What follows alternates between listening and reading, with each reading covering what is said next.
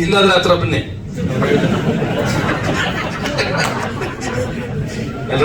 ಎಲ್ರಿಗೂ ನಮಸ್ಕಾರ. ಯಾಕಪ್ಪ ಇದನ್ನು ಗ್ರೀನ್ ಹಾಕ್ಬಿಟ್ಟೆ ನೀನು?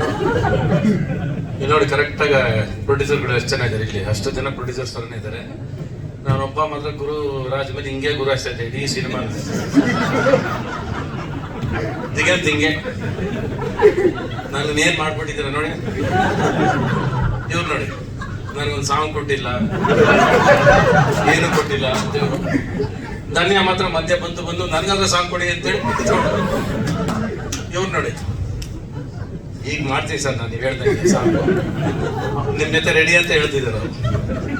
ಇವ್ರು ಒಂಥರ ಸಂಪತ್ತರ ಆಚೆನೆ ನಿಂತ್ಕೊಂಡು ಡೈರೆಕ್ಟರ್ನ ಹಿಂದೆಯಿಂದ ಡೈರೆಕ್ಟ್ ಮಾಡ್ತಿದ್ದವನು.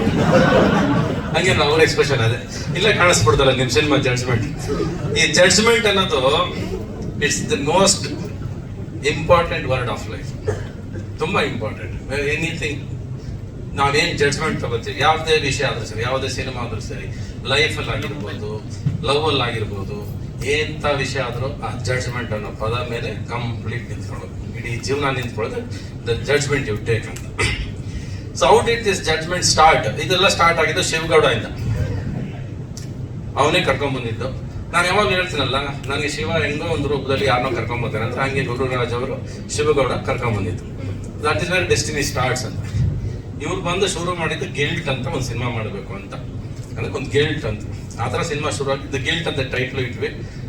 ಆಮೇಲೆ ಹೋದ್ರು ಜಡ್ಜ್ಮೆಂಟ್ ಅಂತ ಟೈಟ್ಲ್ ಇಟ್ಕೊಂಡ್ ಬಂದ್ರು. ಅಂದ್ರೆ ನಾನು ಕೊಟ್ಟಿದ್ದ ಟೈಟ್ಲ್ ಬೇಡ ಅಂತ ಅವ್ರಿಗೆ. ಅವ್ರ ತಲೆನೇನೋ ನಾನು ಅನ್ಕೊಂಡಂಗೆ ಸಿನಿಮಾ ಹೋಗ್ಬೇಕು, ನಾನೇ ಗುರು ಇಲ್ಲಿ, ನಾನೇ ರಾಜ ಇಲ್ಲಿ, ಇವ್ನು ಯಾವ ರವಿಚಂದ್ರನ್ ಅಂತ ಅವ್ರ ತಲೆ.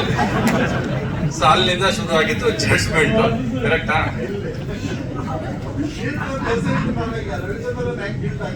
ಕತೆ ಅದೇ ತಾನೇ.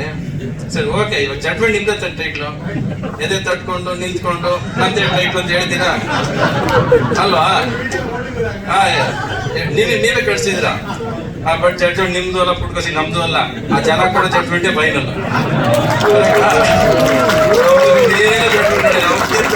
ಅದೇ ಜಡ್ಜ್ಮೆಂಟ್ ಆಗುತ್ತೆ.